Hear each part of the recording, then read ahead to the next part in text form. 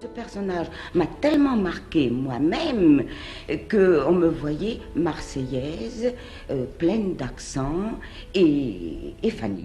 Vous savez que Pagnol est un des plus grands auteurs de notre époque. Enfin, pour moi, c'est le Molière de notre époque. Nous avons fait des films avec Pagnol en amis, c'est-à-dire que nous nous rencontrions et si on avait le temps, on faisait du cinéma. Académicien ou pas académicien, il est toujours resté Marcel Pagnol. Il était d'une simplicité étonnante. Et c'est par hasard que j'ai rencontré Marcel Pagnol. Et c'est par hasard que le film de La femme du boulanger s'est fait. Lui, ça l'intéressait pas, la caméra. Ce qui l'intéressait, c'était son texte. Il voulait écrire un sujet pour moi, alors je lui avais parlé de... quand j'étais petite en Camargue, je gardais des chèvres et des chevreaux. Et puis il a pensé à cette histoire de Manon des Sources. Et il l'a écrite pour moi.